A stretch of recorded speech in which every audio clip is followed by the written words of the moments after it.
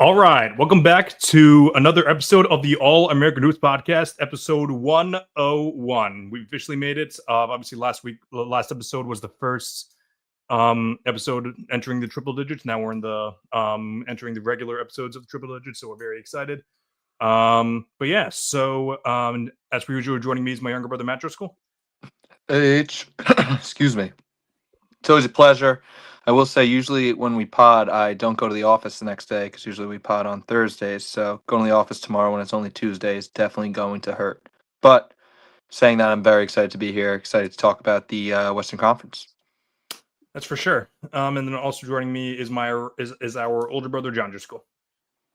Hey, H, thanks for having me. Excited to get into it. I will echo Matt's qualms with the Monday night episode as well, because going into office tomorrow is going to be tough. Yeah, I definitely don't disagree with that. We did the same thing over-unders episodes last week with the Eastern Conference. That was to squeeze in episode 99 before having episode 100 on Thursday.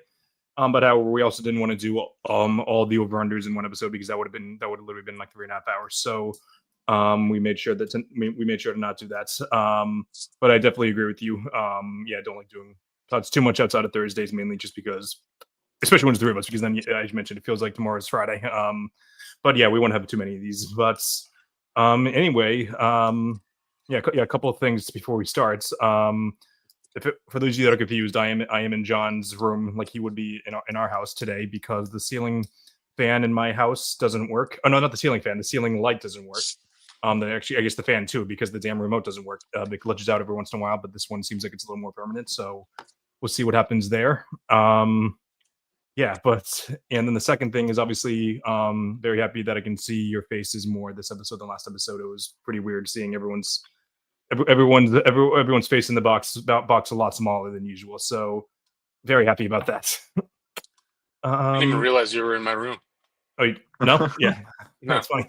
So I guess the closet, I guess the blinds on. Yeah, I don't know what it is. Yeah, it doesn't look like your room really for whatever reason, but yeah. So let's get right into it, just because we got a lot of teams to cover, and then I do want to dive into something else at the end of the episode. Actually, one more thing before we start. As I mentioned, we're not doing the jersey numbers anymore. So happy birthday to current players Darius Davis, Javon Freeman Liberty, and Jericho Sims. Also, happy birthday to Eddie Jones. I believe he was a 3-time All-Star and Steel Champion in 2000.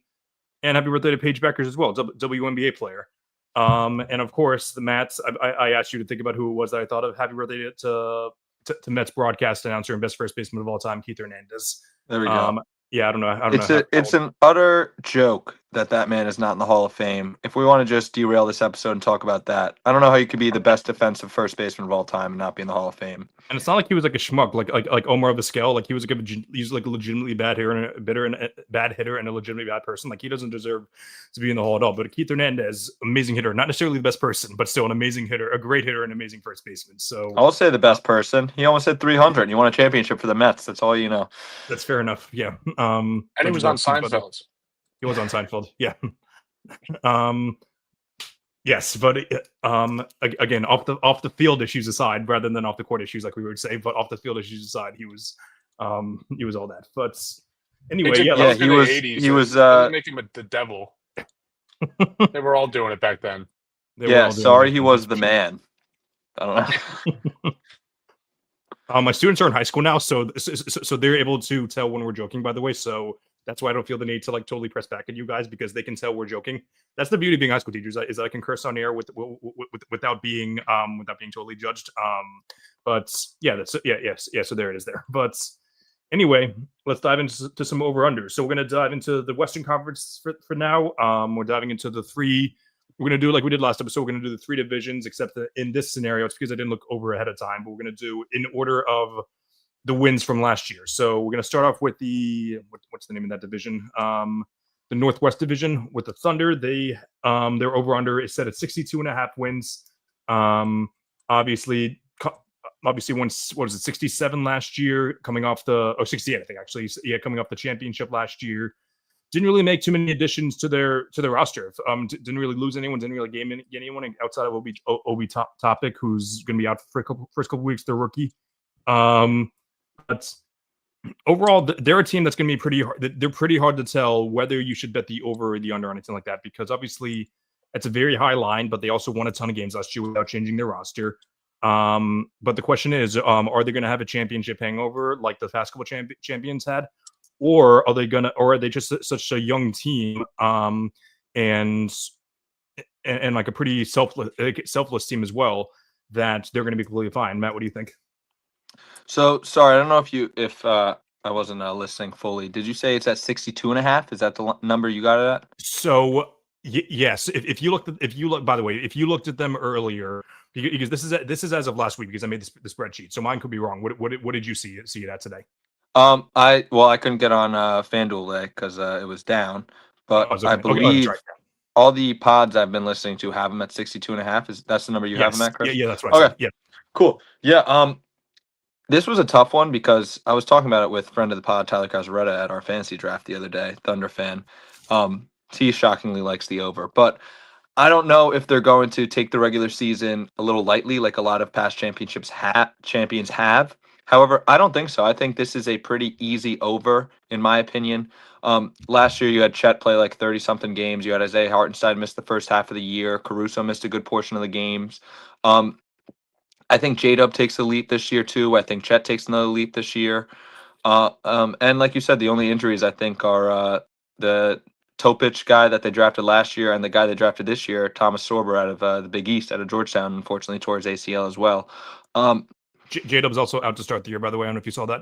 But yeah, that's the. Do you know how serious that is? I don't, but like, yeah, like they said he's still recovering from his wrist surgery, so I don't know. I don't know how serious it is. Yeah, so who knows? Yeah, that doesn't. I mean, obviously, if he's out for a while, that would change my my overtake. But I'm not gonna. I think if it's not as serious as I think it is, I'm gonna stick with the over.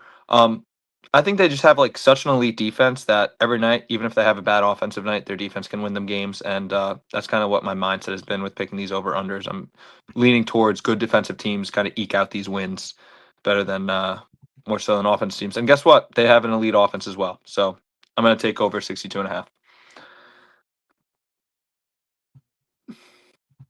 John, you're on mute. How many did they win last year? 67? 68. Right? Yeah.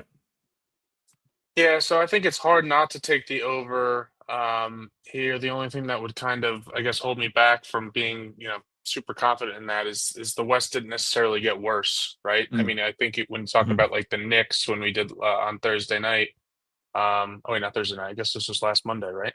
When you think about the Knicks, like they have two teams in the Celtics and the Pacers that got worse, right? So you can see how they would kind of make up a couple wins there. Not necessarily against them, just kind of running through the East. I don't really see that with the West. I think if anything, the West got better. And not that they like took really many Eastern Conference players, but they kind of reallocated them in a way. Like Kevin Durant going to Houston, I think poses a challenge for the top of the West. Now, I still think the Thunder are heavy favorites to come out as the number one seed, but that all being said, I still think like going from 68 to 62 with no real change to your roster, barring championship hangover, I don't see how they go under. So I'm going over. Yeah, I don't mind those takes at all. And as far as I can see, the only podcast that dives as deep into us in these over unders is the Bill Simmons Scott podcast. And if I'm not mistaken, I'm pretty sure it's a sweep for the overs as well. But I'm going to take a slight under, mainly just because, again, like it is the championship hangover that is hitting me a little bit. And I just and again, it's a very high bar. Like 63 win teams don't just grow on trees. Like it's not like they just happen back to back seasons. Like obviously, the Celtics won 64 and 61 in back to back years, and even with that, they had a big slump in the middle of the year. So maybe that's actually helping or hurting my case. But again, like it's just a very high bar. And I know they dealt with a lot last year, but it really felt like they never really dealt with like a mid-season stretch of like dealing with crisis as far as that. So I'm like they did deal with that in the playoffs, like being like obviously going 7 games against the Nuggets, 7 games against the Pacers. So I'm curious to see how much that happens in the regular season. So I'm not saying that will happen given how talented they are, but it is something that I think is going to be pretty interesting to monitor, especially if they don't have a great start with J-Dub out. So I'm going to take a slight under, a slight under, but by under, I mean, I'm pretty sure that I predicted them to, not pretty sure, I've written down here, like I did pick them to win 62 games. So slight under. But with that, up next, we have the second best team, in my opinion, in the West is the Denver Nuggets. They're over under set at 54.5. Obviously, they made a few moves, swapping Michael Porter Jr. for Cam Johnson, re-signing Bruce Brown, and signing Jonas Valanciunas to be Jokic's backup center. And obviously, the big move that they made today is extending Christian Brown to the rookie extension, 5 years, $125 million, which is, in my opinion, kind of a steal because I think that down the line, I feel like that might be a contract that's going to age gracefully. I'll start with this one because I went the last one. I'm going to take the over in this one at 56 wins. That's 1.5 games over. And I'm feeling pretty good about it. Obviously, the Thunder were the 4th seed last year. It's not that they didn't take the regular season seriously. It's that they were just not really a talented team. Jokic did a lot of carrying that year. And I don't think Jokic is going to have to do a ton of that this year. I think that Valanciunas is easily the best backup center he's had. I think Mason Plumlee was probably his best backup center, better than DeAndre Jordan and better than whoever. Was Jordan still the backup center last year? I don't even know. And Dario Saric for a little bit too, and he stunk. Yeah, that's right. He did stink. So, definitely give the edge. Definitely gonna bank a lot on the Nuggets this year, improving and also having a higher ceiling in the playoffs than pretty much everyone but the Thunder. So I'm gonna go the over for the Nuggets. Yeah, I'm back and forth on this one. I'm also going to go with the slight over here, Chris. Just love the additions. I think they got a lot of guys that can score now. Like, obviously, Michael Porter Jr. could score, but I think just Cam Johnson will fit their kind of scheme better. He can handle the ball a little bit, and he's not a shabby three-point shooter either. He can also play make. The Valanciunas addition will, help Jokic, give him some rest. And I don't know, what it ended up being, but when Jokic was on the court last year, they had the best offense of all time. Then when he was off the court, they literally had the worst offense of all time by offensive rating. So now I think you have some breathing room with the additions you have. I do see Christian Braun taking Christian Brown. I think I forget which way he pronounces it, but I do see him taking another step. We saw him take a pretty big leap last year. I think you get a healthy Jamal Murray this year. He seems to be super healthy, super in shape. All the quotes he's saying seems to be very locked in. And I think Nikola Jokic is kind of coming back a little hungry. I think last year he was a little annoyed with how the season ended. He was a little banged up. He had a bad game 7. Obviously Aaron Gordon was hurt. Murray was banged up too at the end. The only issue is they only have one team in Jokic's Nuggets career that has over 54 wins, I believe. I do think this is his best team that he's had, though, counting the championship team, roster-wise. So I'm going to take the over. I just love the additions. I love what they did. Yeah, I think this is going to be a sweep. Just to echo what you guys say, I think that this is definitely the best team that Jokic has had. Coming back with Jamal Murray and Aaron Gordon, thank God Aaron Gordon's hamstring is not hanging by a thread anymore. They're back hungry with Braun. Bruce Brown used to be a lot cooler of a name, I think. But even someone like Cameron Johnson, I think could fit really well in this team.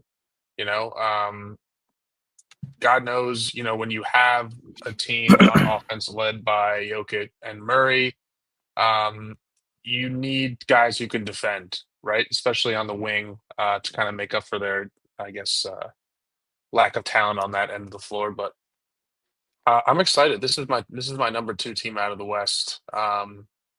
Subject to change though. I'm sure after watching one Absolutely KD Rockets game, I'm gonna have them as winning it all. I think I picked them. I can't remember who my my finals pick was the Nuggets this year, Chris, right? I think so. Yeah. You asked me after a few Bud Lights at the fantasy draft on Friday. It's tough to remember. But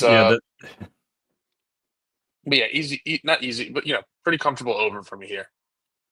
Yeah, I have a tradition in John and I's fantasy football league of asking them, asking the league after the drafts. But recently, I started doing before the draft because that's when That's when everyone's head was in the right mind. But however, I didn't learn that lesson with Matthew's friends for this draft. So maybe next season, I was working, to be fair. So maybe next season before the kid comes over, or ask everyone at the draft what their feelings are. So definitely lesson learned there.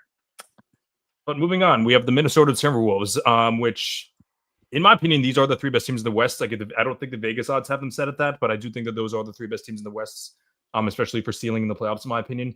They're set at 48.5 wins. I don't know of many big moves they made. I know that Nickeil Alexander-Walker walked, no pun intended at all, and Nixon and Naz Reid to a pretty team-friendly deal, in my opinion.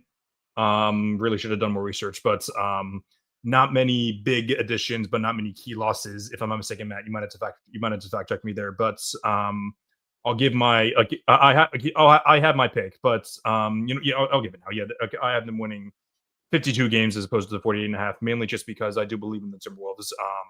Obviously, back-to-back conference finals, and Anthony Edwards, as big of a critic I've been on him in this spot, I really don't think I'm on the hater train anymore for him. Like, at the end of the day, the guy's a baller and he's a winner at the end of the day, and has totally rises a game in the playoffs, which doesn't really apply to over-unders, but he's everything you want in a franchise player as far as it goes for strictly on the court issues. And yeah, I feel like the Timberwolves are pretty much a lock to win 50 wins for the most part, as long as everyone stays healthy. Yeah, Chris, I can't believe you forgot about the huge losses of Luka Garza and Josh Minott, two Celtic legends. However, I totally agree with the over here. I think I'm going to say this is one of my locks for the overs this year. They won 49 games last year, and they started off really, really slow. Julius Randle had a tough time adjusting to playing with Anthony Edwards. Dante DiVincenzo played really, really poorly to start the year. So they're just going to have more continuity last year. Obviously, the loss of Nickeil Alexander-Walker will be significant. I think more on the defensive end. He only averaged like 9 points last year, I believe. They're returning all top 6 of their scorers. I think that all 6 were over 10 points, if I'm remembering correctly. Anthony Edwards is going into his 6th year. I expect a jump from him again. I was listening to a pod and they said he was. I think it might have been the Bill Simmons pod. I'm not entirely sure now that I say it out loud. But Anthony Edwards is working on his post game, which is going to be just sick to watch this year. I've seen a couple of those actually, not even just the Simmons pod. I feel like I've heard that from everyone. That's. I mean, and last year coming into the season, he said he was going to work on his 3-point shooting, and he proceeded to take and make the most threes in the league last year. So I love the Timberwolves. Like, I love the over this year. I think if they had a more talented point guard than Mike Conley, I shouldn't say talented, younger point guard than Mike Conley, I would pick them to come out of the West. But I love the Timberwolves. I definitely think they're a 50-win team this year. I take the over here too. I'm not as confident as maybe you guys are with it. I do think they did get off to a slow start last year, but I don't know if that's their identity or what. They obviously finished really strong. But like you said, Matt, they only won 49 games. I still like the over here. I think it's I definitely like it more than the under, but it's going to be interesting to see. I think it's all going to kind of start with how they start the season. Like you said, they do have their big guys coming back, so it shouldn't be too hard, to get some continuity going. I think they feel a lot more comfortable playing with each other. But we'll see. It's over though. And Julius Randle stopped smoking weed, and he became like Michael Jordan in the playoffs. So maybe he'll bring that over to the regular season. It's a weak move. All right. Up next, we have the Portland Trailblazers. Their over/under is set at. I wrote down whether I'm taking the over or the under for all these. I forgot to write down the letter, but it's there. They're at 34.5. Obviously, they traded Anthony Simons for Drew Holiday over the offseason. That's obviously going to be a big move. They just extended Toumani Camara the other day. That's, in my opinion, I said the same thing about Braun, but I think it's even more so. With this one, I think we're going to look at the last year of the contract saying, like, how the hell is he only getting paid this amount? So, one of the best defensive players in the league already. Donovan Clingan had a pretty good rookie season. And outside of that, I feel like they made a couple more moves that I can't remember now. but it looks like this is going to be like a very defensive focused team. Obviously, they have Holiday. Obviously, they have Kamara. They have Shannon Sharp, who's not bad on that end as well. And obviously got rid of their worst defender in Simons. And obviously Denny Advia is someone who showed a lot of promise towards the end of last season, and I think has a very high ceiling. So maybe not very high, but maybe like all-star potential one day. Maybe not this year, but definitely down the line. So maybe being a little too generous with the overs, but like I am feeling pretty confident in the Trailers this year. I think that last year was their sign. They took a big step last year. I think they're going to take even more steps this year. I think I'm going to take the over at 37 wins. Chris, do you have written down how many games they won last year? I think it was 35. They won 36 games last year. 36. That kind of goes against what I'm thinking. I hate to do this because they were my boys last year. I'm going to take the under this year. Their defense is going to be really, really legit. I do like the draft pick of Yang Hansen as well. It's one of the greatest marketing moves of all time. The overseas people are loving it. I think the Anthony Simons loss is huge for their offense. He averaged like 22 last year, maybe 20. Someone is going to have to score those points, and I don't know who it's going to be. I mean, Denny Avia took a huge jump last year. He averaged 25 points in the last 16 games.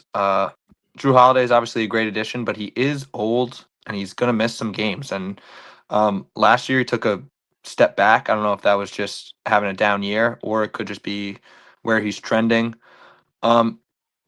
I just think there's not enough offense, and the West is too good, and they're in the best division in basketball, in my opinion. So I'm just take the under very, very slightly. I hate to say it. I have them winning 34 games. Fair enough. I like a lot of guys, or not a lot of guys. I like a handful of guys on this team, but I hate this team. I think they're all like any player I'm excited about is like relatively injury prone. You know, like I love Drew, but like you said, Matt, he's old, definitely injury prone. Love Rob, injury prone. Jeremy Grant has been injury prone his entire career. They do have Caleb Love, so if they ever need somebody to like, I don't know, sleep with their teammate's girlfriend or something like that, they can rely on him for that. They do have Big East legend Donovan Clingan. Nice. And Matisse Thybulle. So like again, like Matisse, yeah. If this team stays healthy, like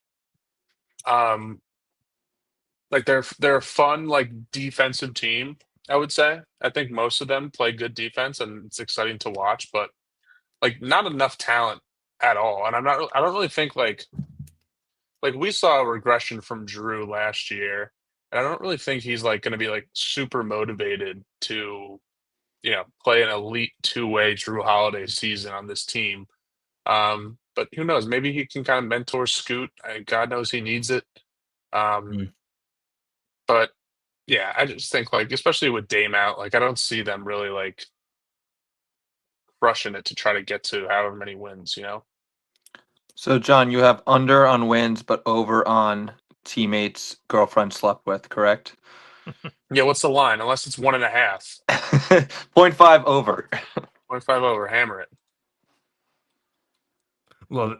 So up next we have the Utah Jazz. They're over under set at 18.5. And same thing like we said with the Nets and the Wizards. They're begging us to take the over with everything. And I don't know. Maybe, I'm definitely biased towards everything about that team. Like I love Maury Markkinen. I love Danny Ainge. Obviously, I love Will Hardy. I think that all those players are the two front office guys. Danny Ainge is a legend GM. He's not that guy anymore. Will Hardy is an amazing basketball mind. As Bill Simmons said, what does he go home to his wife every night and say what he did all day? Like, are they just going to go 1864 again, or are they going to go? They're going to win more games? Lauri Markkinen, again, great player, but didn't have the best season last year. That being said, I'm going to take the over. Again, 18 is a very low number, and I have a hard time believing that they're going to be this bad. I'm a big Markkinen guy. I still like Walker Kessler, and though they did get rid of one of my favorite pieces of that team, Colin Sexton, even though Sexton is abysmal on the defensive end. So I definitely see a world where like they just completely tank, which I think they're going to do anyway, but I think they're going to win over 20 games. In my opinion, I think I have them winning 23 games. This is so tough because like you don't know who's going to be on the roster at the end of the year. Like, is this the year they trade Laurie Markkinen? Last year they only won 17 games. But I will say, the last 4 teams with a line of 18.5 or lower have gone over. The last team with this line that went under was the 2014 Philadelphia 76ers, and the team before that was the 2013 76ers. Two great teams. It worked out so well from them, though. Yeah, they trusted the process there. They're begging us to take the over, Chris. You're right. I'm going to take the over just because Ace Bailey could be very, very good. Walter Clayton, I thought that was a great draft pick. They got him, I think, at 18, pretty late. They have a couple good pieces. I think Isaiah Collier is pretty solid. They got a couple. Keontae George is pretty solid too. Taylor Hendricks was hurt for a good amount last year, but they have a couple like good locker room presence guys. Like they have Kevin Love in the locker room. Kyle Filipowski looks like a real legit NBA player. Yeah, I'm going to take the over. I hate it, but I'm going to take the over. I legit think they win 19 or 20 games. Completely forgot about Kevin Love. Holy crap. If you look up the Jazz roster on Google, Kevin Love's like picture is just like him in like a jacket. You know, it's not even him like with like a jersey on. This team is awful. So bad. Like really, really bad. But I don't think that they're 18 wins bad. Like I think Yeah. they should win 20 games. I mean, I was looking for a way to like crap all over this team. But like I look at the roster and like I'd say their wins are at least in the 20s. Like you talked about Ace Bailey, Laurie Markkinen's injury prone, but he's still very good. Walker Kessler, another injury prone guy, but good. I like Keontae George. Nurkic not the same guy, but like, you know, Filipowski's good. And I do like Isaiah Collier. There is a couple of guys here that like I could enjoy watching play. And you know, you do have George Niang, is like a good depth guy. He actually might be good for this team to, you know, keep vibes up in a way. And they have is NBA champions Svi. Yeah, That's right. Yeah, they got the championship pedigree. that's right.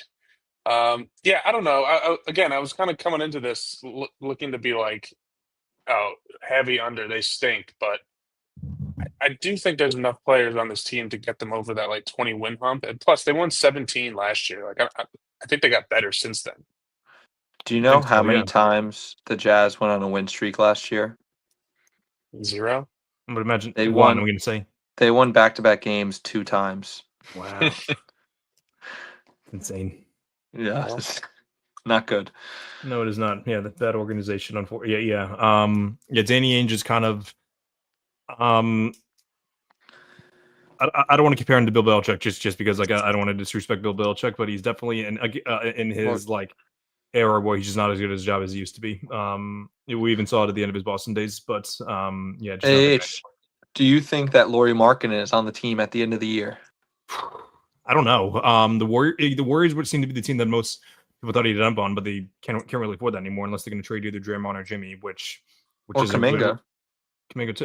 Yeah. I guess don't so. know. Yeah. I don't know I what think- Kuminga's contract was. It's either I don't know if it's the full year or if it's 6 months. I feel like it's the full year if it's an extension. But wait, no, he was under. Yeah, so I don't know actually. It could be the full year, but I could be wrong. I feel like it's the full year. But I don't even know who else would want him. Maybe like I'd have to go through the teams and like what they can afford money wise and which players they could even flip for him. But my guess would be yes. But I would say over next offseason, like I think this is his last full season with the Jazz. I think that's a pretty safe prediction. But up next we have the Pacific Division. We have the Lakers, the Clippers, the Warriors, the Kings, and the Suns. I have something to say about this division, but I'm going to wait until afterwards. But first, we'll dive into the Lakers. They won 50 games last year, and their over/under is set at 46.5. That is with trading for Luka Doncic halfway through the season. You'd think that trading for Luka Doncic would make their team improve, but they're somehow worse. I think a lot of that has to do with the fact that LeBron's going to be out for at least 2 weeks. A lot of it has to do with the fact that some people might think that his injury is going to be lingering. But I think most of it has to do with the fact that they've just done like Rob Pelinka. I don't want to bring Rob Pelinka too much because I feel like he's done a much better job than most people. I feel like he gets too much crap from a lot of people, especially LeBron fans. But overall, himself and the front office have just done a god awful job building around LeBron James, in my opinion. Just look at the roster that's built. Obviously, trading for Luka was a slam dunk move, but it was really just placed in their laps. They gave up the minimum for him. But the issue with Luka is that they next to him is Austin Reeves, and between Luka, LeBron, and Reeves, all three of those guys are extremely ball dominant, and and LeBron is easily the best defender of that group. And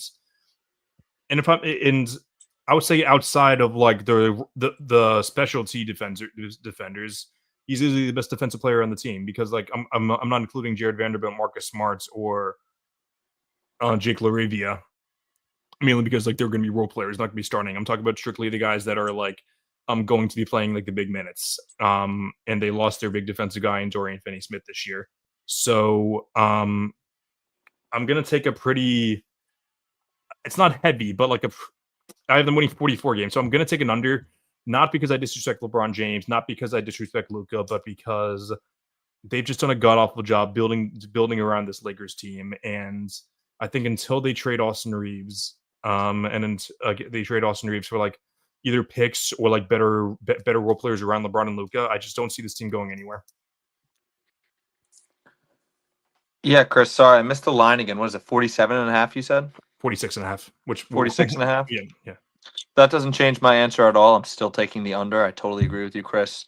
I have a very heavy under here by a couple of games, strictly because do you think LeBron plays over 50 games this year? I don't think he plays over 65. I can tell you that. I don't know, I don't know if he plays 50 games though. Like, yeah, that's a low number, but I wouldn't be surprised at all if he does it. Plays. And the problem last year was their center depth. They got DeAndre Ayton, who basically, the Blazers said you can take him. He played 40 games last year. He played 55 games the year before. I do think DeAndre Ayton is a little overhated, but he does get hate for certain reasons. He doesn't play a lot of basketball games, and when he plays, he kind of has the lazy stigma around him. And Chris, you hit the nail on the head about their defense. Their three best players are going to be consistently attacked on the defensive end.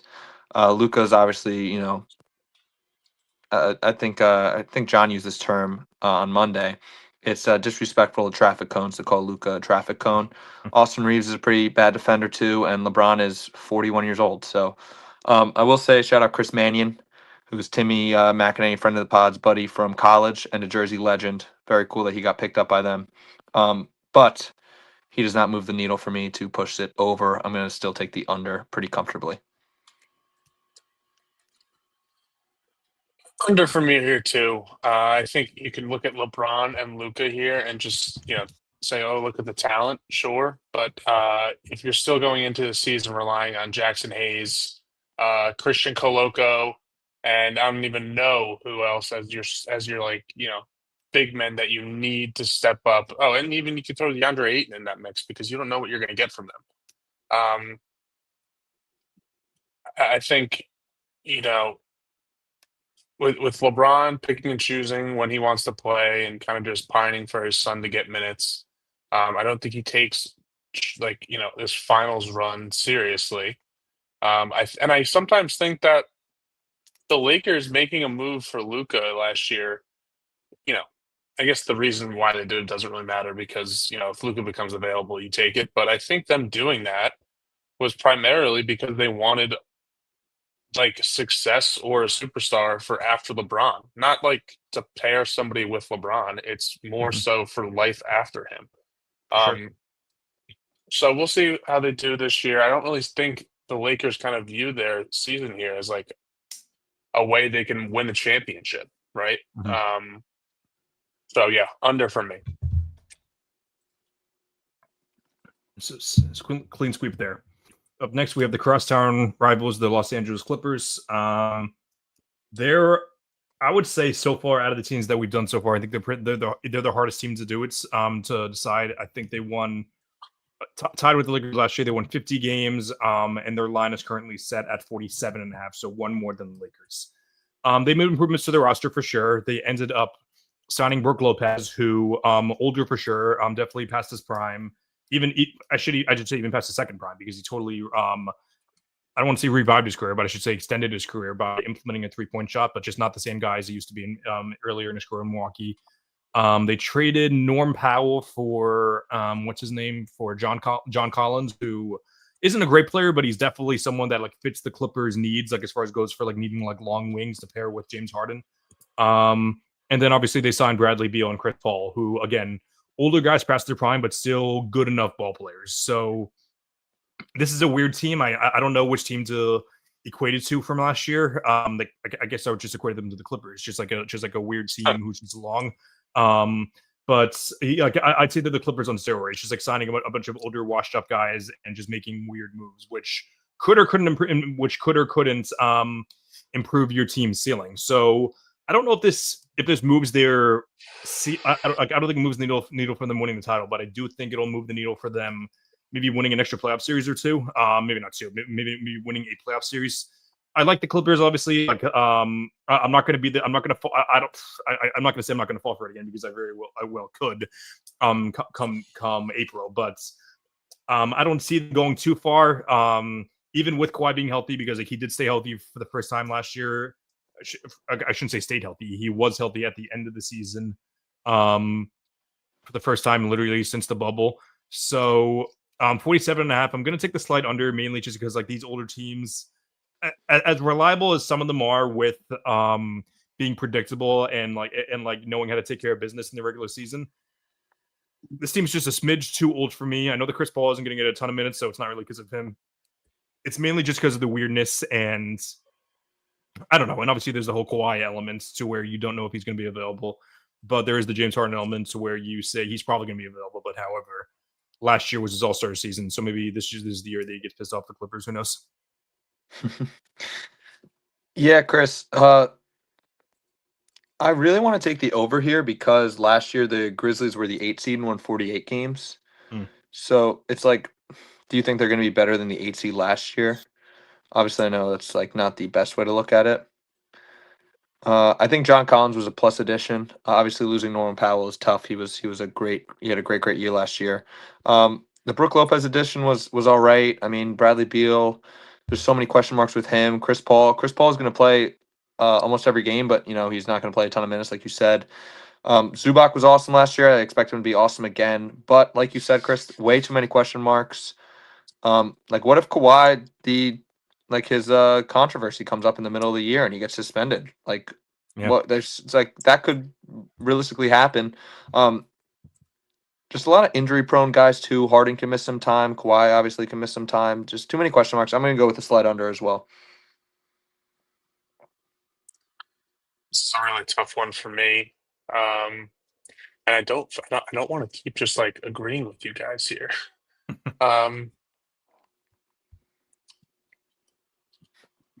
Sorry, what'd you say it was that again? 47.5, I believe I said. Yes, 47.5. So they won 50 last year, but like they pretty much all got older, right? This is already an old team. I think also with the addition of Bradley Beal, you automatically lose like 4 wins. I'm taking the under here. I do think they got better at, Brook Lopez is a solid addition. I know he's old too, but still like a good player. I don't know. I think they got older. There's so much uncertainty surrounding Kawhi Leonard. Chris Paul's, 97 years old. James Harden isn't actually young either. But, like I think somebody said, I think maybe it was Matt, I can't tell if it was Matt or Chris, but John Collins and Brook Lopez are like pretty solid, like front court pieces. I just think there's too much uncertainty with them. For sure.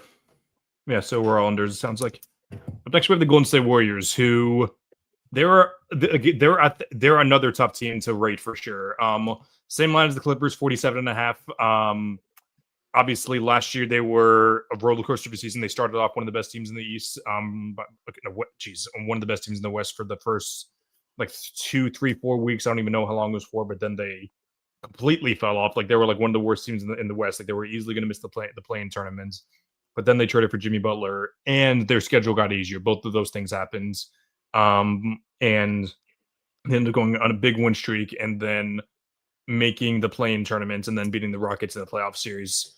After that, ton of controversy with John, not controversy, just a ton of tension with Jonathan Kuminga. They ended up extending him though, so I don't know what's going to happen there.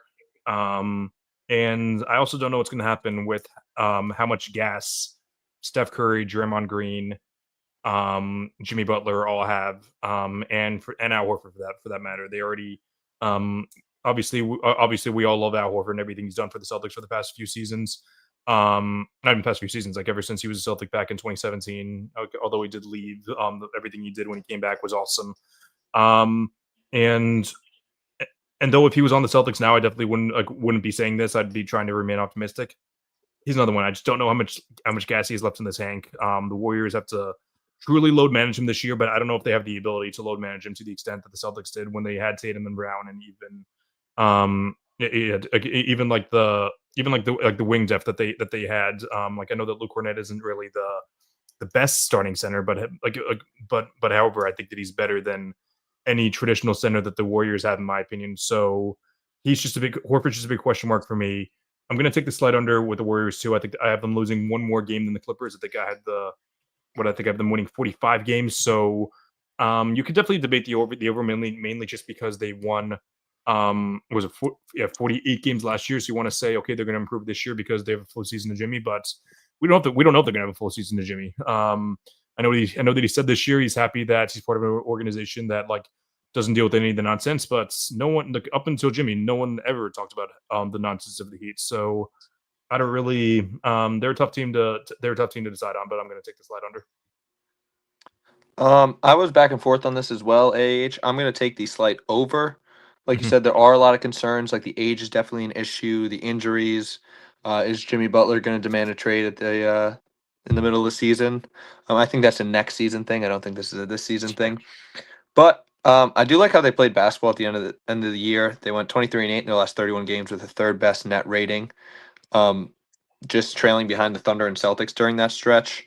And obviously the loss of Kevon Looney will be huge, True. defense and rebounding. He definitely played a huge role there. But they added Al Horford, and I think, adding a stretch big with Steph Curry will only help. Sure. And Chris, I am very, very disappointed for you not believing in the fountain of youth that Al Horford has found. I think he's going to be very solid, even though I do agree that they will load manage him a little bit. But I think he's just, going to play backup center minutes. I think he takes the Quentin Post minutes that they had last year. I do still like Gary Payton. I think he, is going to be a solid player. I do like Tracy Jackson Davis as well, and Loyola legend Pat Spencer. So I do like a couple of the role players that they have, and obviously Jimmy Butler and Steph Curry if they stay healthy. I mean, I think they're one of the better teams in the West, but a very slight over. I'm not loving this pick. Sorry, what you said the line was it 43.5? No, 47 and a half, I think. Yeah, 47 and a half. Okay. That's weird. Yeah. This one I don't know which Is there another site that has them lower? no, I was there's this one site that has like all different whichever ESPN has them winning 60 something games, so I don't. Yes, not 60, but like it was. I forgot about that. Yeah, it was something close to that, but like no, yeah, come on. 47. I think it's definitely attainable, especially for a team with this much talent. I do think they got relatively better, but again, I think this is a team that relies heavily on veterans and veterans that are injury prone from time to time. Hal Horford's not going to play back to backs. Steph's good for missing a couple weeks out of the season. And Jimmy Butler's only injury prone when he knows he's not going to win.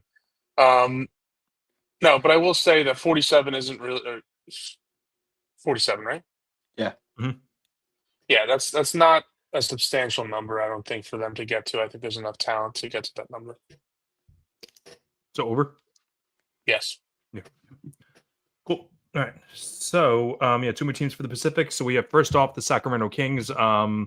They won 40 games last year, and that's with them borderline blowing up their restaurants. I won't say blowing up, mainly just because the only thing to do was trade Fox. And this year their line is set at 35.5 wins. A couple moves that they made. Obviously, they signed Dennis Schroeder to a deal. He's someone who really helped the Pistons win a lot of games last year, and obviously signing Russell Westbrook is obviously it's not really a big move, but definitely a marketable move for them for sure. And I would say pretty safe to say they're easily one of the worst teams in the West. Not only are they one of the worst teams in the West, they're one of the worst constructed teams in the West as well. I don't know how you watch the Bulls for 3 seasons and watch them have a great first 2 months of their entire thing, and just totally fall off towards the end. Not even fall off, just play average basketball. And I don't know. I feel like if you're going to trade your franchise player, you're not going to just trade him for like the 3 first-round picks were great, but getting Zach LaVine along DeRozan, like I think that Zach LaVine is a very talented player. I'm a huge fan of Zach LaVine, actually, for that matter. But I don't know. It's just like a weird team fit. I don't know if they're tanking this year or if they're just trying to be average. But I find it hard to believe that a team with Domantas Sabonis, and Zach LaVine is like going to be tanking too much. That being said, I just think the roster around the two of them is just too bad for me to take them seriously. What is it? Yeah, I think I had them. Not I had them. The Vegas has them set at 35.5, and I picked them to win 32 games. So, yeah, they're won enough games based on just like grinding it out on certain nights. But I'm relatively not like I'm not moved by this team at all. I'm sure that everyone agrees with me, honestly. Yeah, this team stinks a ton. I can't believe their line is this high. I am huge on this under. I said the Timberwolves were a lock for the over. I think they are definitely a lock for the under. Sabonis is already missing the first 2 games with a hamstring injury, and we all know hamstring injuries linger, and that's as a Domantas Sabonis owner in 2 fantasy leagues, which is awesome that I drafted before this news came out. But I don't know who's playing defense on this team. I don't know who's really bringing up the ball. If Schroeder, when Schroeder's out of the game. Keon Ellis is a good player. Schroeder's a solid player. Like they do have some talent, but I don't know. I hate this team. I think they're very, very bad. And the West is very, very good. So I think this is a very easy under. Yeah, I don't like this team at all. You said it was 43.5? No, 35.5. 35.5. Yeah.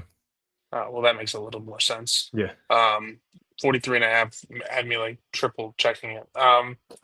Yeah, it's sad because I think if you put these guys on a team 5 years ago, they probably are competing for a top 3 seed in the East with Rush, Schroeder, Sabonis, DeRozan, LaVine.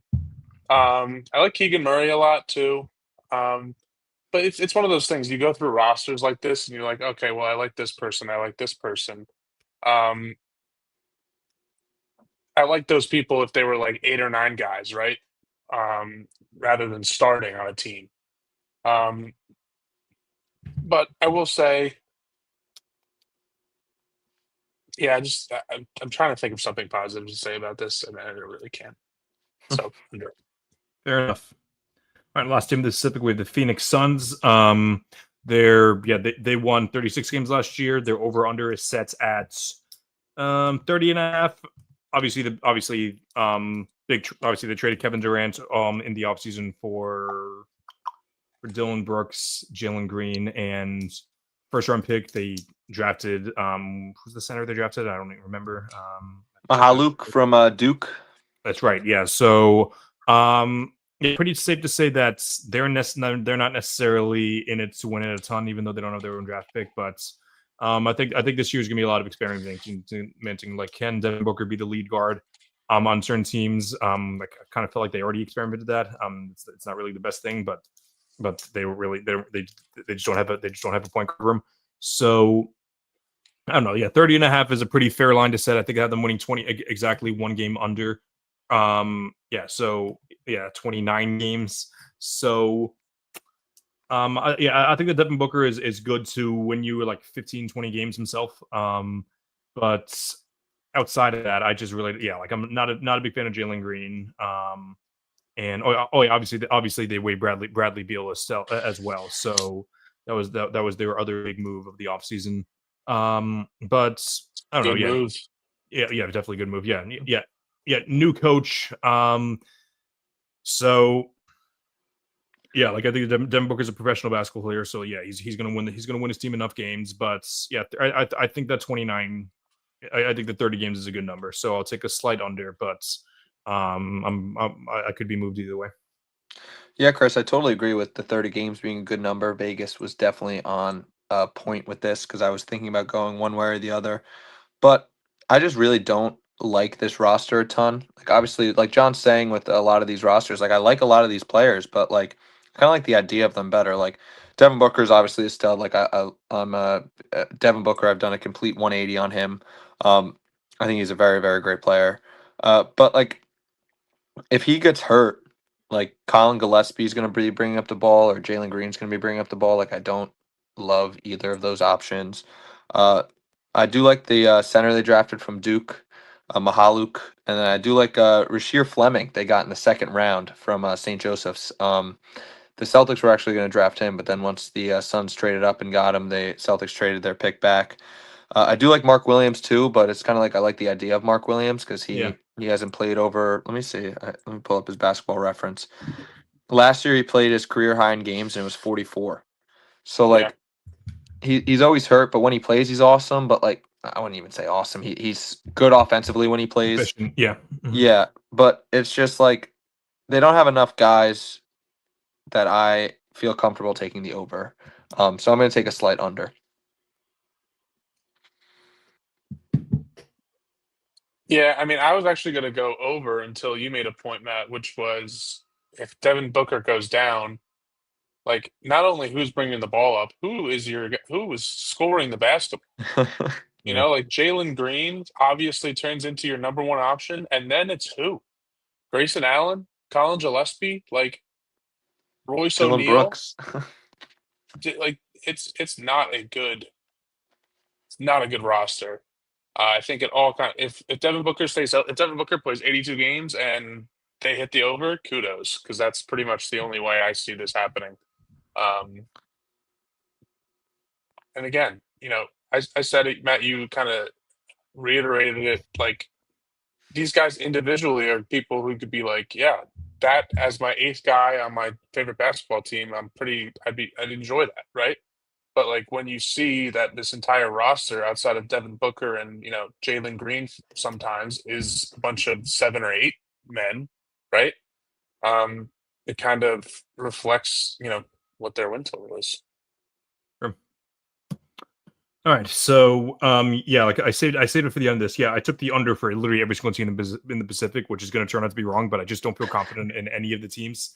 I probably should have taken the over in the Clippers just because, like I don't know, like I just have a weird relationship with that team. But I had to leave that toxic relationship and say like, hey, listen, you guys aren't gonna give it to me anymore. We'll see if it lasts the entire year, but but who knows? Like they're gonna go like 20-5 for like after the All-Star break. I'm gonna want to pick them to win the West again. But yeah, you guys are just gonna have to push back at me like when I try to.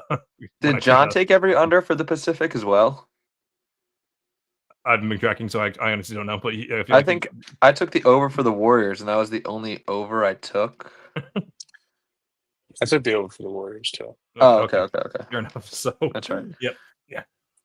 So anyway, yeah, we're gonna plow through this last division.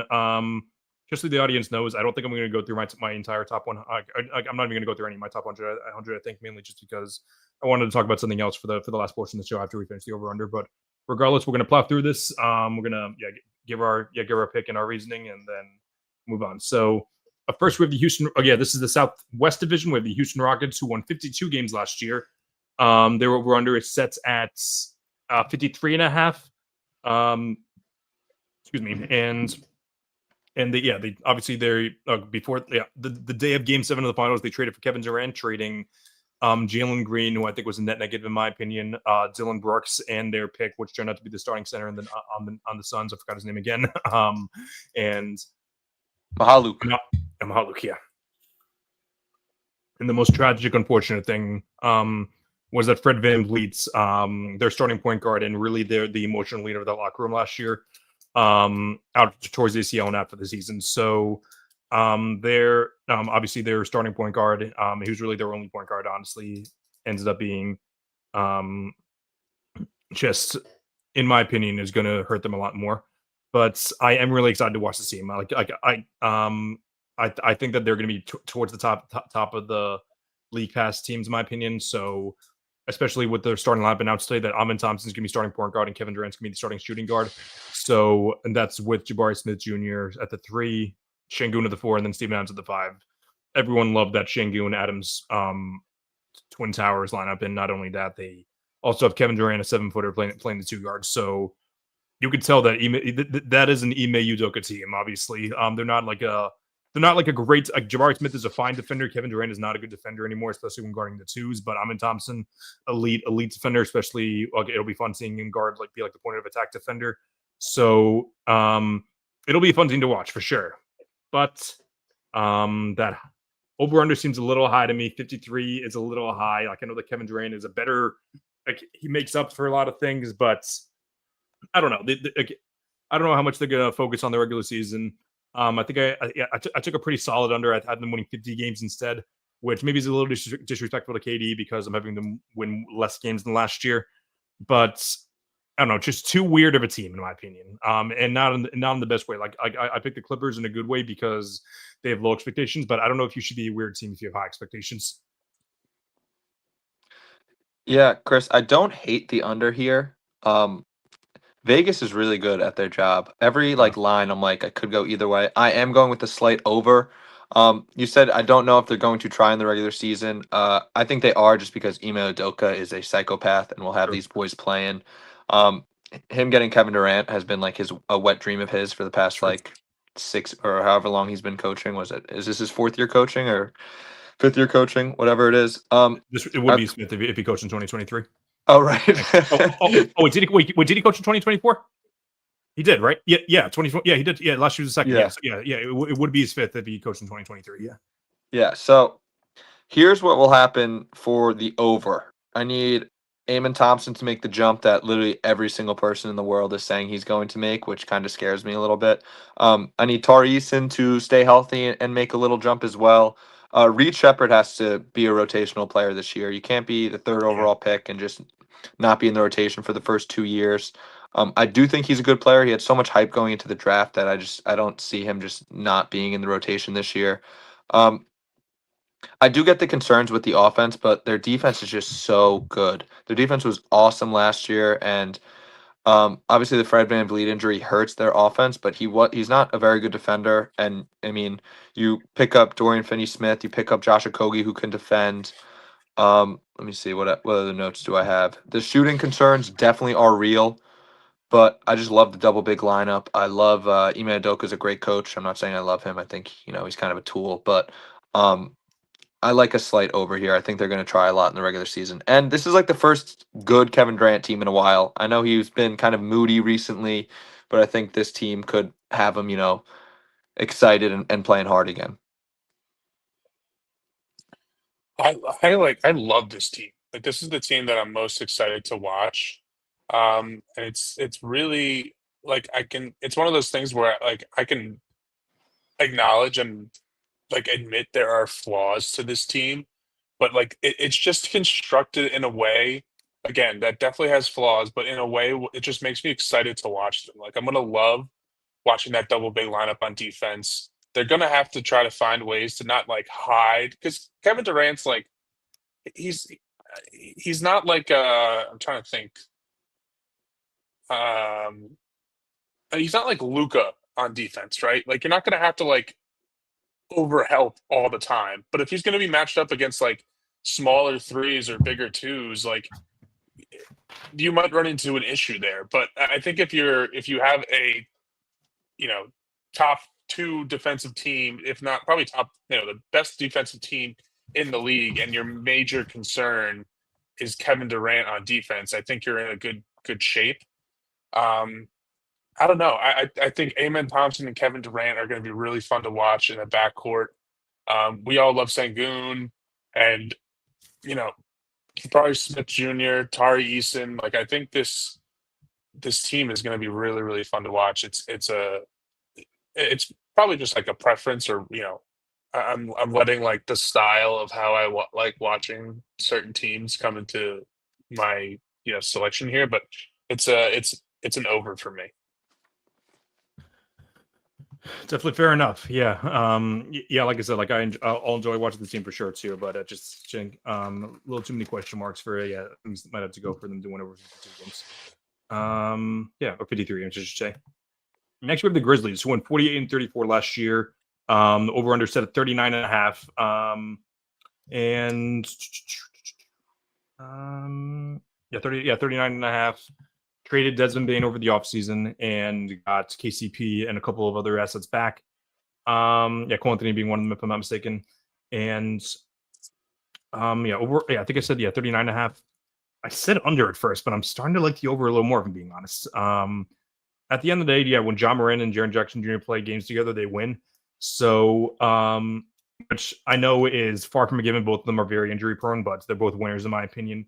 And I do think that John Moran is going to be better this year than he was last year, as long as he plays. So I don't know. It feels natural just to take the under for the Grizzlies, just because of how injured they might be. But I don't know. Like and obviously they fired Taylor Jenkins during the season last year, so maybe a fresh new start would be good for them. But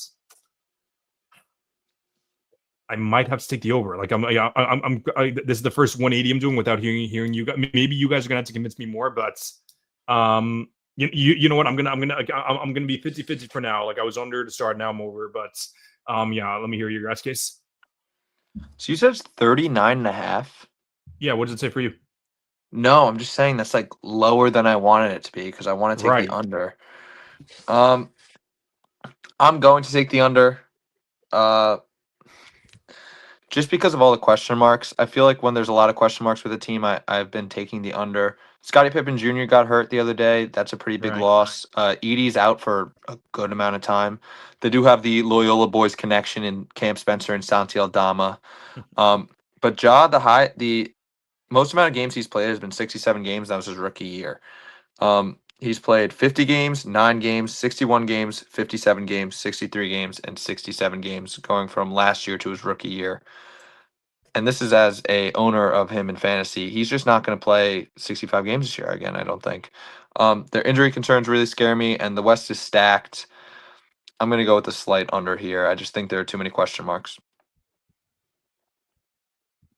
So sorry, I feel like I've asked this like 12 times. What was the line?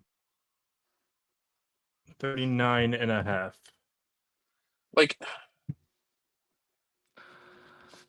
Like I wanted to take the under here, but they won 48 games last year, and I mean, Ja played 50 games.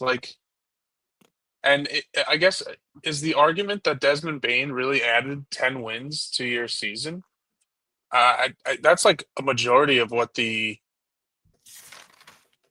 issue was, right? Or I guess that's the difference in their rosters over year. I feel like they also Go on, Matt. They also picked up Ty Jerome. Like that's a I pretty was just solid about to pickup. say, True, so like Ja being out for missing at minimum 25 games probably. Like Ty Jerome, obviously not Ja Morant, but that's like a solid backup or six man in general. I take the over here. I think it's a low line. I already submitted my have enough talent. I already submitted my damn article to Primetime Sports Talk already, so it's kind of too late for me to reverse my pick. But you can reverse it on air. On air, all right. But but like, although I'm gonna have to tell my editor in chief. Actually, no, I'm not gonna tell him actually because it's gonna be a couple days before. But yeah, I'm gonna take the over. But with that being said, I'm not gonna change any of my picks, but I am probably gonna have to give the Wolves like an extra loss, give someone else an extra loss, probably like I don't know, maybe like the Lakers an extra loss, and then someone else who knows. But like I'm gonna take like I've already had them at 2.5 games under. Yeah, like I'm taking the over them. They're at the end of the day when like I said, when Ja and Jaren are healthy, they win games. So that's what I think is gonna I think they'll be healthy-ish this year because it's been pretty brutal couple years for them. So I think this is the year that they start to go off for them.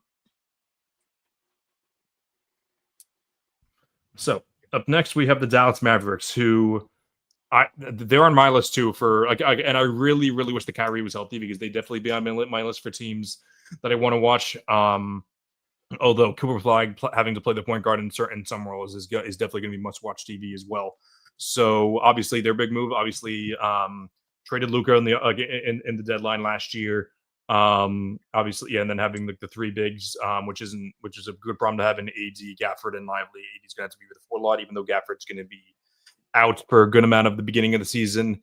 PJ Washington, Najee Marshall continued to be like their wing depth, and signing either sign or trade. I think it was signing D'Angelo Russell. He'll be their starting point guard for most of the season, and obviously drafting Cooper Flag was the big thing as well. So they won 39 games last year.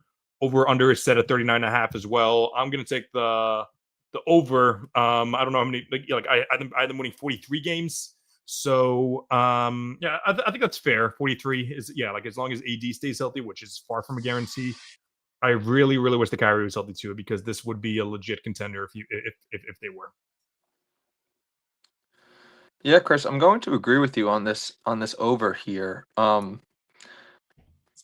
It is another great line. Obviously, like you said, I think Cooper Flag rocks. I think he's going to be so fun to watch, and I mean, hopefully he stays healthy.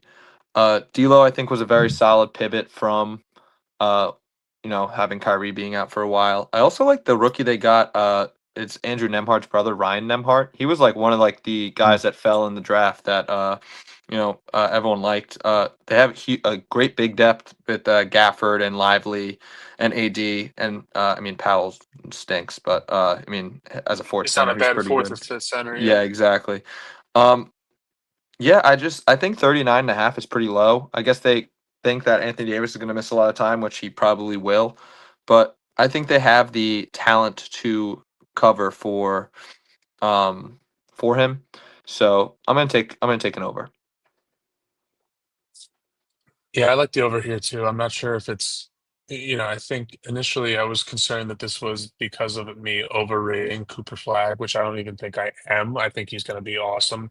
And I think he's a player that, some of these guys come into the league, like, Scoot Henderson, or even somebody that I like Brandon Miller. Like, Brandon Miller is like a good, relatively all around player, quote unquote. Like, he play makes. He's not just like a slasher. He can shoot the ball well, but like, the level, the tier of Cooper Flag is so far above somebody like Brandon Miller, in my opinion. He's like 6'10". He can play make. He can handle the ball. He can guard 1 through 5. And I think that's what his value brings the most. And they're going to need it with Anthony Davis out, is him at the defensive end. It's going to be interesting to see. I think he's 6'10", 6'11". Definitely not undersized, but, with, I think in college he used the fact that he was 6'10", 6'11" to his advantage, and much more athletic than everybody else. I think that he's going to run into a few guys at the NBA level with that size and athleticism, or at least similar to what he has. Um, but I think on top of Cooper Flag, this team is actually constructed relatively well. Um, you do have big man depth. You do have players on the wing. I do like your call out of Ryan Nemhard, Matt. I think that's an interesting one. D'Lo is going to be able to keep it held down until. And you know what? I think it's interesting because, like, it might even be almost better for Cooper Flag's development of Kyrie being hurt, Yeah. AD being hurt, and then you got these guys like PJ Washington, D'Angelo Russell, Derek Lively, Daniel Gafford. Like, these guys aren't going to like steal shots away from him. Like I think they're good replacements that aren't going to, just take advantage of the fact that you have Kyrie and AD out. Well, now that I you will mentioned it, say, John, now that you mentioned it, John, the last time that Kyrie was injured, and then that we were hoping that it was gonna be good for young players' development, didn't necessarily work out for the next season, but it did work out for the season after Jason Tatum and Jalen Brown. So we'll see what happens there. I will say we didn't mention Klay Thompson. I know we joke around and kind of hate on him a little bit here and there in the pod. He averaged 14 last year on 39% from three on almost 8 attempts a game, and he played 72 games last year. Obviously, he doesn't still have it on defense, but I mean, he's still an elite shooter. And I think, this isn't really huge for like the over or anything like that, but the Cooper Flag development with guys like Kyrie, Clay, AD, Daniel Gafford in the locker room, D'Lo, like a lot of good veterans that have been around for a while. I think that's huge for him, and I mean, it's just going to help the Mavs. If not this year, I mean, obviously in the future. For sure. Yeah, the Mavs might be in my agenda this year, mainly just because I'm getting tired of people saying like, why did the basketball gods bless the Mavs for trading Luka? Like they're acting like they sent Luka off to Saudi Arabia. Like they're saying like, oh, you really screwed over Luka. They traded Luka to play with LeBron freaking James. Like and like I understand like you don't trade your franchise piece, and I know that I just crapped on the Lakers earlier, but I'm just tired of this whole notion of like organizations are evil because they trade who they want to, which they shouldn't have traded them. Don't get me wrong, but like it's just so bizarre to me how people say like, oh, how dare you trade this person? They can trade whoever they want.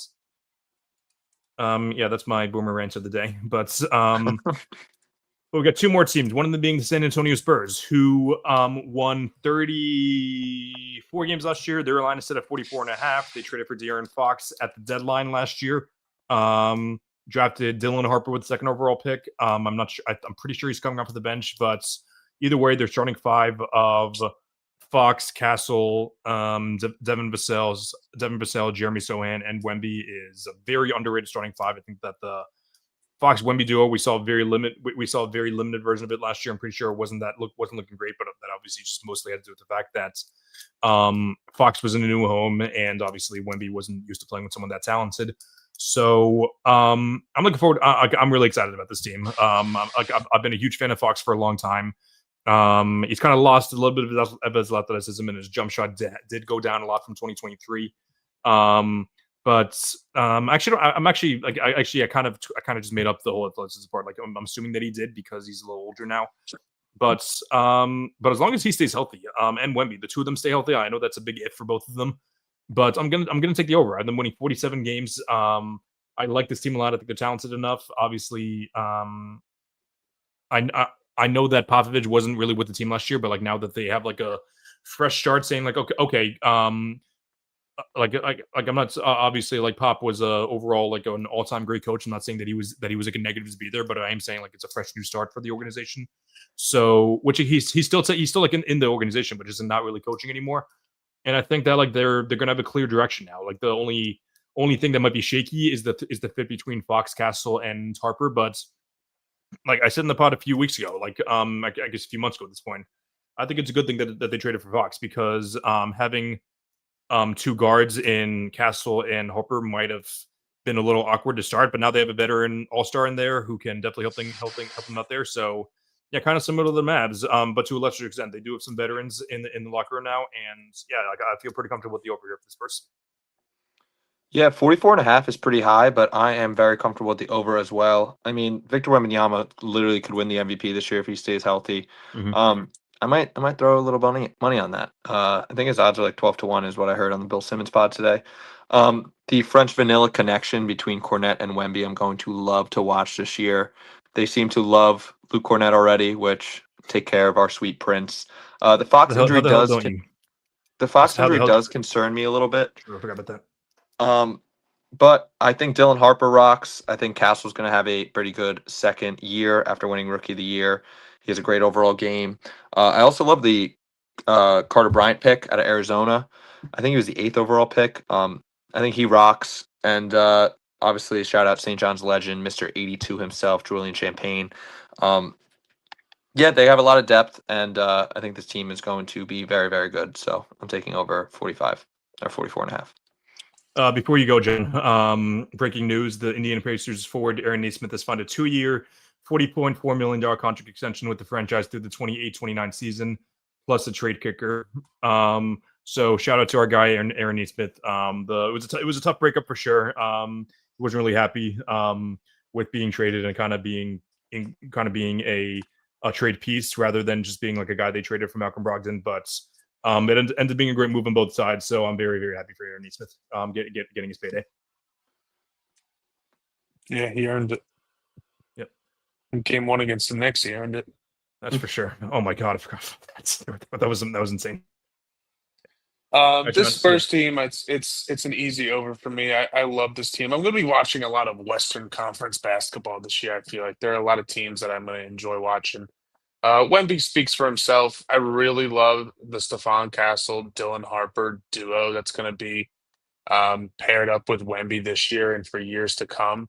Um, the De'Aaron Fox stuff, that injury, I don't even think it really bothers me too much for this over under. Obviously, they're better with him on the court, but I think it's almost better for their growth for Wemby, Harper, Castle, even Vassell to just have that, extra minutes to kind of mesh together a little bit more. I don't know what's De'Aaron Fox's contract look like. Is it over this year? No, we just on Um, the no, we just on the extension. Your A little bit. extension, right? Yeah, it was like 4 years, two something. It was it's a pretty hefty deal. I So don't know. yeah, Like I guess yeah. it's like you're trying to get to the playoffs no matter what with Wemby, but Mhm. I feel like it's almost better if you ride with Castle and Harper. But maybe I'm Mhm. just overrating the young players a little bit here. Um, but I no, yeah, I'm gonna stick to that take. I think it's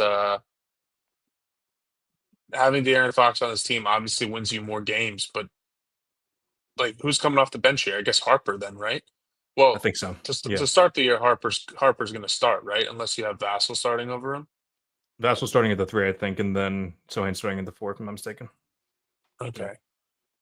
So yeah, I'd imagine that Harper's starting at the 2, but yeah, that is true though. Yeah, I'm wondering what'll happen when Fox is back and healthy, but I'm imagining that he's still gonna be the best player out of the 3 of them to start the season. Like I was talent. thinking that Keldon Johnson would start at the 3, but maybe that might be Maybe. couple years past his prime, I think. Because then you probably go Vassell at the 3 and then Barnes at the 4. Um, Oh yeah, Barnes. Yeah. Barnes is ahead of Sohan. Looks like Sohan said he's out. I wonder how long. I don't know what that injury is like. Sprained left wrist Thursday and will miss opening night against the Mavericks. That was 4 days ago. So yeah, I don't know how long sprained wrist take the NBA. But yeah, for sure. Yeah, yeah, they'll it's be. a good Yeah, over for me though. yeah, I agree. All right, last team we have the New Orleans Pelicans. Another really weird team. They won 21 and 61 last year. Their over under is currently set at 30.5. They're a weird team because like Herb Jones and Trey Murphy are two of my favorite players in the league. Like they're both long wings who are elite defenders and solid offense players as well. That's my archetype of player that I would want on my team if I were a contender. But are they players that I want on the tanking team? No. Especially because Jordan Poole is their starting point guard now, not CJ McCollum anymore. DeJounte Murray is going to be out for all of next season, if I'm not mistaken, or close to I shouldn't say all, like a lot of next season because he tore his ACL, I'm pretty sure, at the end of last season.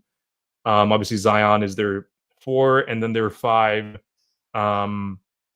is it was supposed to be Queen. I think they were hoping that he would be the starting center, but then he just injured himself again.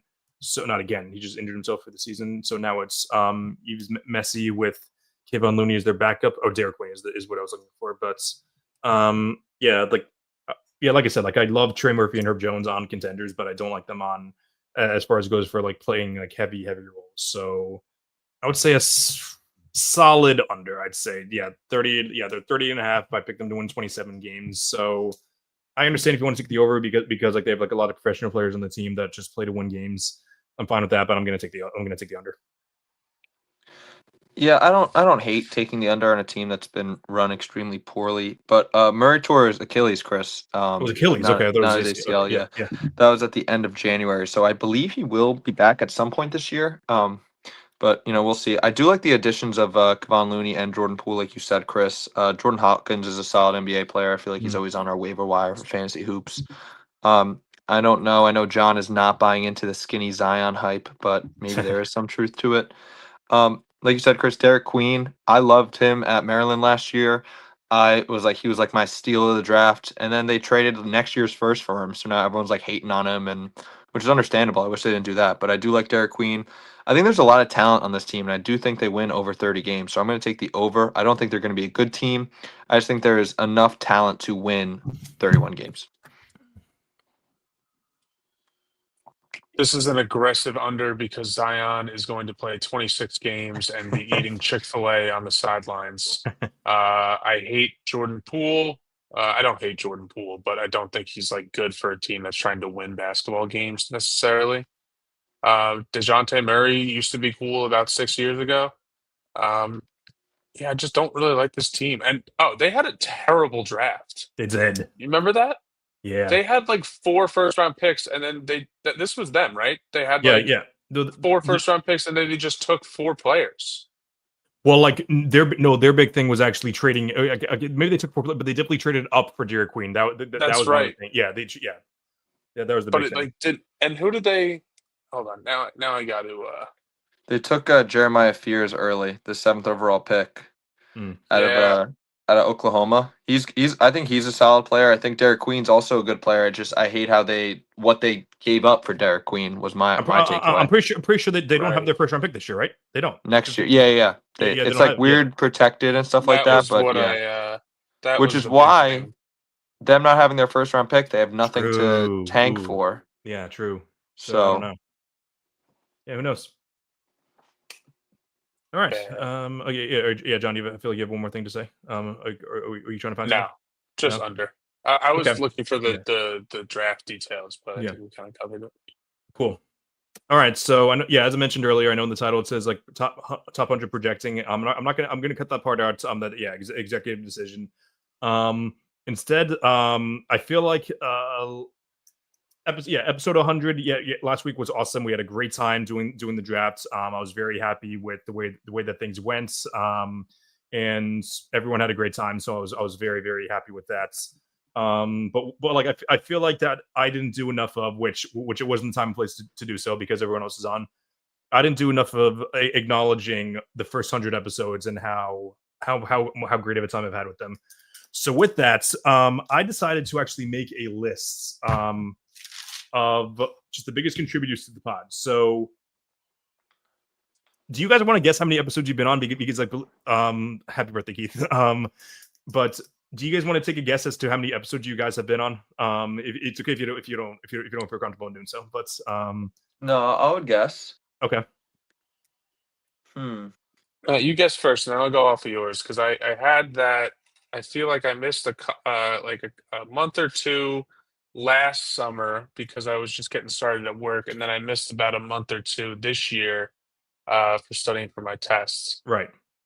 So Chris, was I on the pod? Like, how many episodes at the beginning did I miss? The beginning that you missed. I shouldn't say you missed because like it was mostly just me like doing things to start. But I'll say for the first 8 episodes, you were on for 3 of them. Okay, all right, so 5. I'm gonna guess that I've been on 84 episodes. Ooh. So I think you're a little underestimating how many times I've had guests on that without you guys. Oh, true. Yeah. Yeah. So you've been on for 69 episodes. Nice. Very nice. I forgot about the other episodes with like Yeah, I've had a few, especially in the possible beginning. chairs and stuff like that. Yeah. Yeah. There were more than a few. So you also took a couple weeks off at the end of your senior year as well. Oh yeah. Yeah. Forgot So about that too. which I'm not. This isn't to expose you guys for your punctuality. This is you're not a host. You've been on 69 at the 100 episodes. That's awesome. It's a good field goal percentage. It is a good field goal percentage. Not a great field goal percentage, but a good field goal percentage. I guess I'm gonna say Matt was 69. I'll say I was on for 51. 52. Yeah. Nice. Good guess. Who is our most frequent guest? McCann, Yep. Yeah. How many episodes? 5. 5. 7. Oh, Okay. wow. So we're including the episode that he called in. Oh, And nice. there's a couple more. He was on for a couple of the Celtics things. So there's that. But I'll dive into those later. But who's next? Matt, I think you were on with him once. I think John, you've been on with him twice.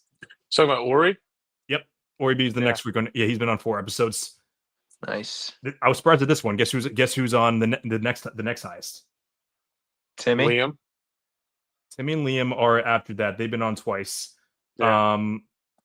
No, Liam. Well, I Like, thought no, Liam was on twice no, and then he called in. no, Yeah. that's right, Liam. Okay, no, I was thinking of someone else. I'll just tell you guys the rest. So yeah, Liam was 3.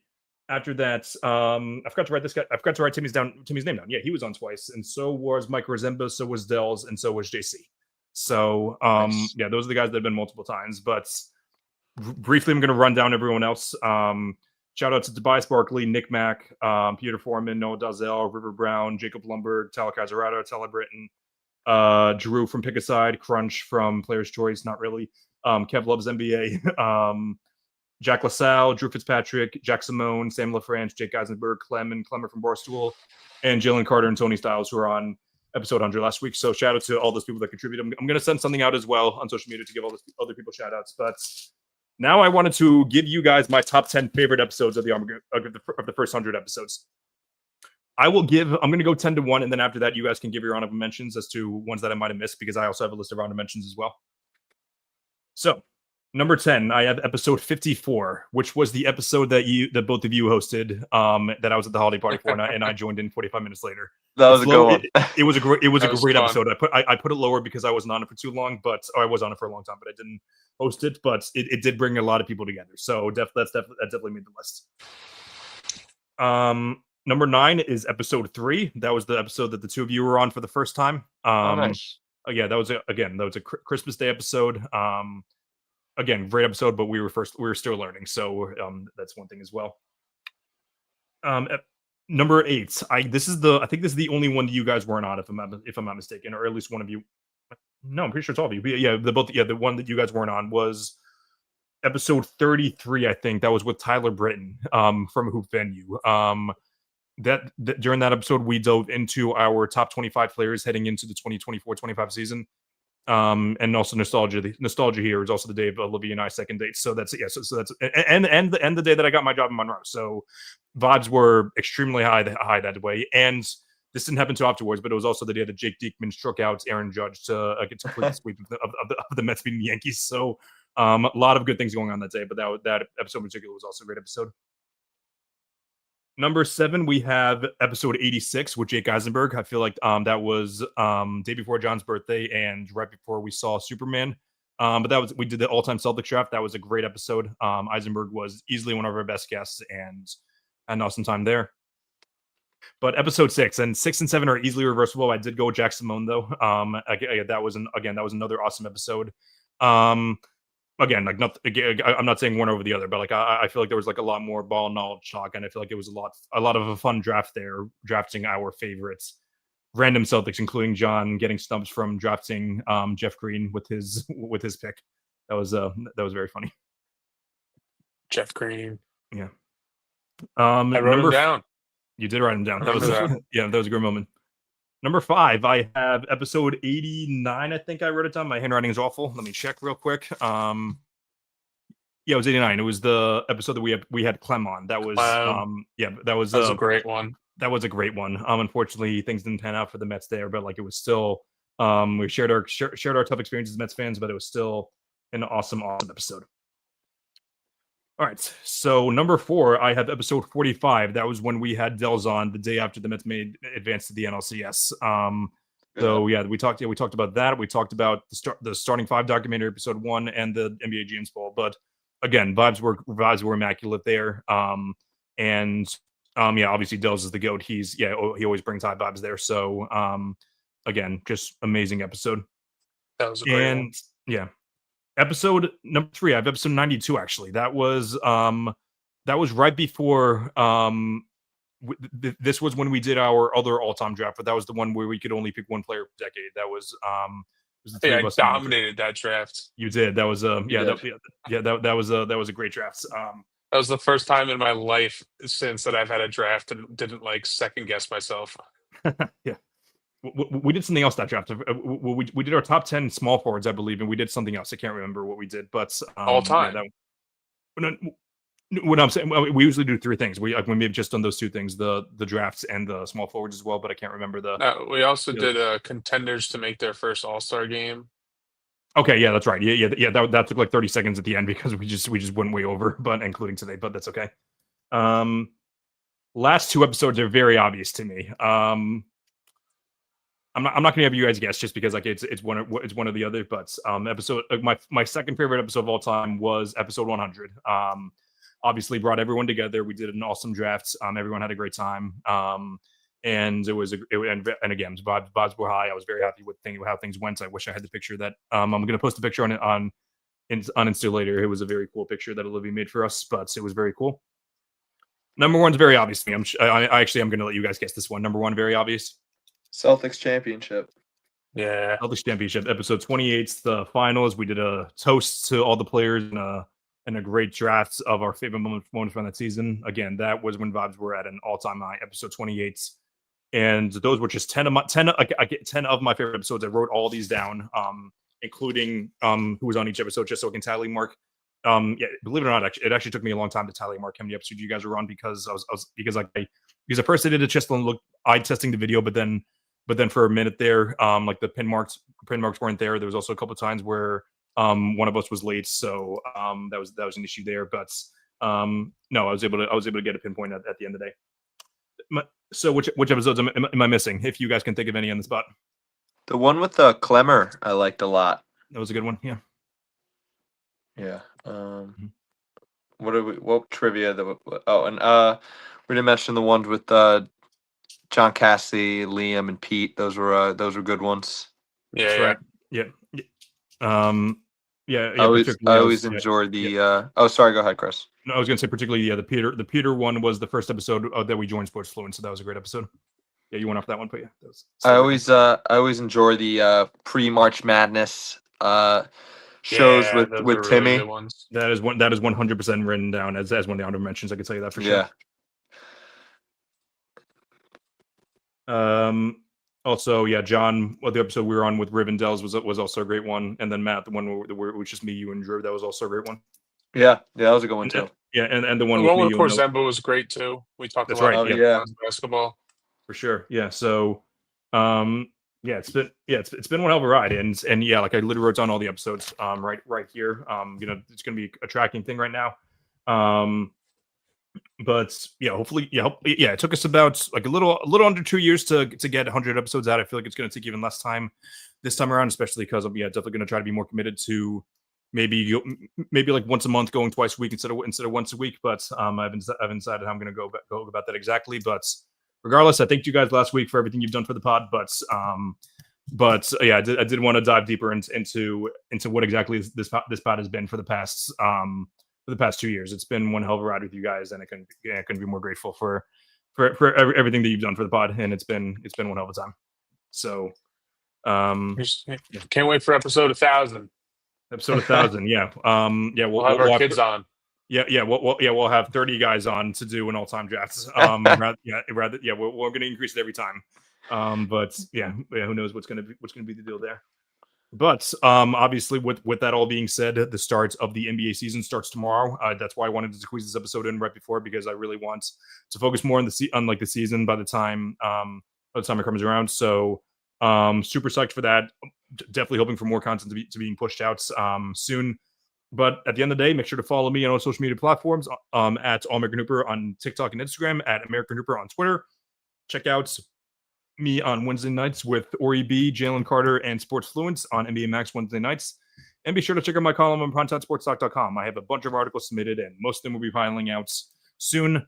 But either way, you're gonna see a lot more of me in the next coming months, and I'm very, very excited for it. This has been another episode of the All American Hoops podcast. I'm Chris Driscoll. Until next time, keep grinding and stay hooping. Have a great night.